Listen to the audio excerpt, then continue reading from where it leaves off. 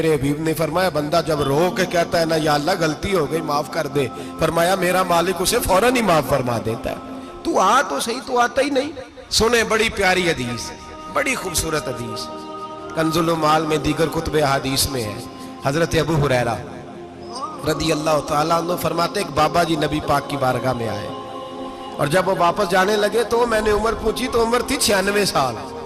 کہتے ہیں بزرگ جب آئے نا تو یہ بھویں جو ہے نا ان کی سفید ہو کے تو یوں آنکھوں پہ آ گئی۔ بڑی چھڑی بابا جی نے پکڑی ہوئی اور دونوں ہاتھ پکڑ کے نا چھڑی کے اوپر جھکے ہوئے ہیں ایک جانب، قربان جاؤں۔ کہتے ہیں جب وہ بزرگ مسجد میں داخل ہوئے تو میرے رسول نے کھڑے ہو کے استقبال فرمایا، کھڑے ہو، اور نبی کریم صلی اللہ علیہ وسلم نے آگے بڑھ کے بابا جی کو بازو سے پکڑا اور بٹھایا۔ حضور بیٹھ گئے، کہا بزرگوں کیسے آئے ہو؟ تو کہتے ہیں وہ بابا جی بات کرتے تو آنکھ کھول کے پہلے حضور کا چہرہ دیکھتے، پھر وہ بات کرتے تو ان کے لب و لہجے کے اندر بڑی پریشانی، بڑی تکلیف، بڑی مایوسی۔ عرض کرنے لگے یا رسول اللہ، حضور زندگی ساری گناہوں میں بیت گئی ہے، حضور غلطیاں ہی غلطیاں، یاد ماضی عذاب ہے، یا رب چھین لے مجھ سے حافظہ میرا۔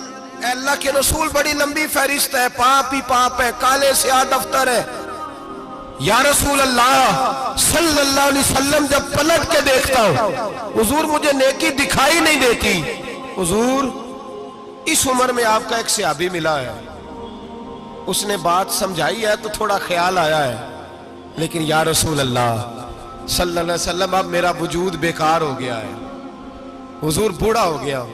تین باتیں کہیں بزرگوں نے اور نرالی کہیں، کہنے لگے یا رسول اللہ صلی اللہ علیہ وسلم، حضور اب تو میری کمر بھی سیدھی نہیں ہوتی کہ میں نماز ہی صحیح ادا کر سکوں، بوڑھا ہو گیا ہوں۔ یا رسول اللہ صلی اللہ علیہ وسلم اب میرے اندر طاقت نہیں کہ میں محنت مزدوری کر کے صدقے اور خیرات دے سکوں۔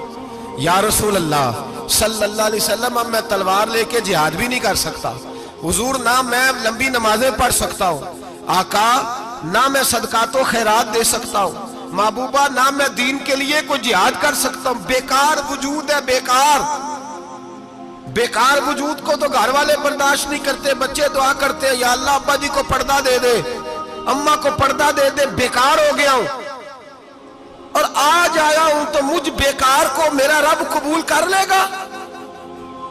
آج کلمہ پڑھوں تو بیکار ہوں، کسی کام کا نہیں، نہ نماز نہ صدقات نہ جہاد، قبول کر لے گا؟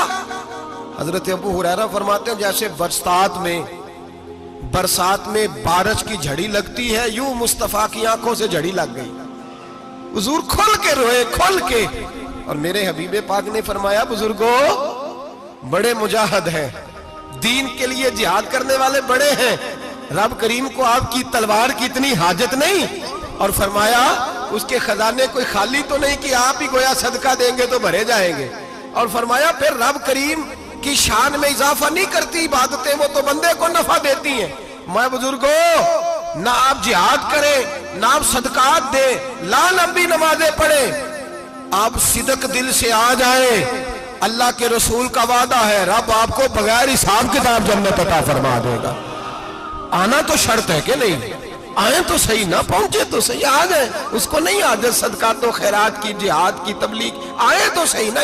تو آ ہی نہیں رہا، تو گھر میں بیٹھا ہوا ہے، تو سویا ہوا ہے، تو دکانداری کر رہا ہے، تو پیسے گن رہا ہے، تو آیا ہی نہیں، آ تو صحیح۔ بلکہ میرے نبی پاک فرماتے ہیں جب اللہ پاک کا بھاگا ہوا غلام آتا ہے پھر تو اللہ زیادہ راضی ہوتا ہے، پھر تو اللہ زیادہ راضی ہوتا ہے، زیادہ راضی ہوتا ہے، تو آ تو صحیح، پہنچ تو صحیح۔ بلکہ صوفیاء تو اور بات کرتے ہیں، وہ کہتے ہیں تو کبھی بھول کے بھی رب رب کرے تو اللہ تو اسے بھی قبول کر لیتا ہے، بھول کے۔ ملا رومی کہتے ہیں بنی اسرائیل کا بندہ ہے، صنم پتھر کو کہتے ہیں، بت کو کہتے ہیں، بت کے سامنے کھڑا ہے اور ساری رات کہتا ہے یا صنم یا صنم یا صنم، اے پتھر اے بت، ساری رات پکارتا رہا۔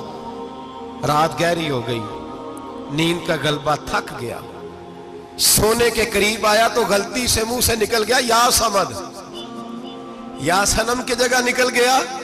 رب کریم نے فرمایا جبریل دوڑ کے جا، جو مانگتا ہے اسے دے دے۔ حضرت جبریل عرض کرتے ہیں مولا بھول کے تیرا نام لے رہا ہے، بھول کے لے رہا ہے۔ تو رب کریم نے فرمایا چل نام تو میرا ہی لے رہا ہے، میرا لے رہا ہے نا، یا اللہ وہ اللہ کریم نے فرمایا جھوٹے کے سامنے ساری رات کا کھڑا ہے، ساری رات کا پکار رہا ہے، اسے کچھ نہیں ملا تو سچے کا نام لیا ہے، اگر میں بھی کچھ نہ دوں اور بت میں اور مجھ میں فرق کیا رہ جائے گا؟ جا جو مانگتا ہے جھولی بھر کے دے، نام تو لیا ہے نا۔ او بھائی تو بہانہ تو بنانا، وہ آ تو صحیح نا، تو یہاں آ جا، پہنچ جا، آ جا، بس بیٹھ جا، اس کی بارگاہ ناز میں حاضر تو ہونا، تجھے فرصت ہی نہیں۔ تو یاروں کے لیے ٹائم نکالتا ہے، بازاروں کے لیے ٹائم نکالتا ہے، گلیوں کے لیے ٹائم نکالتا ہے، چوکوں چوراہوں کے لیے ٹائم نکالتا ہے، ہفتے میں ایک دن ہوٹلنگ کے لیے بھی جاتا ہے، لیکن کبھی چھپ کے 2 نفلوں کی تجھے توفیق نہیں ہوتی۔ اور میں کئی دفعہ کہہ چکا ہوں، جس بندے کو بغیر عبادت کے رزق زیادہ ملنے لگ جائے اس پر آزمائش ہوتی ہے رب کریم کی۔ اللہ فرماتا ہے اس کو پیسے دو، اسے آنے نہ دینا، اس کو چل پیسے دوڑ جا۔ لوگ سمجھتے ہیں میں بڑا ذہین ہوں، عقل مند ہوں، دیکھو میں اپنی ہوشیاری سے، چلاکی سے آگے نکل گیا، تو آزمائش ہے، یہ تو آزمائش ہے رب کریم کی طرف سے، یہ تو اس کی خفیہ تدبیر ہے میرے بھائی۔ اس کی بارگاہ ناز تک جو آ گیا، آنا تو ہماری ذمہ داری ہے کہ نہیں؟ پھر اس کی رحمت آگے بڑھ کے استقبال کر لیتی ہے، اور خدا کی رحمت کتنی زیادہ ہے۔ میرے حبیب کریم سید عالم صلی اللہ علیہ وسلم نے فرمایا اللہ نے اپنی رحمت کے 100 حصے کیے۔ حضور فرماتے ہیں 1 حصہ اللہ نے دنیا میں نازل کیا ہے۔ کتنا؟ 1 حصہ۔ فرمایا یہ جو ماں بیٹے سے پیار کرتی ہے، باپ بیٹے کے لیے مزدوری کرتا ہے، یہ جو بہن بھائی کے لیے روتی ہے، یہ جو بیوی شوہر کے لیے دعا مانگتی ہے، یہ جو بچے ماں باپ سے پیار کرتے ہیں، فرمایا یہ اس ایک رحمت کا نتیجہ ہے، ایک رحمت کا نتیجہ۔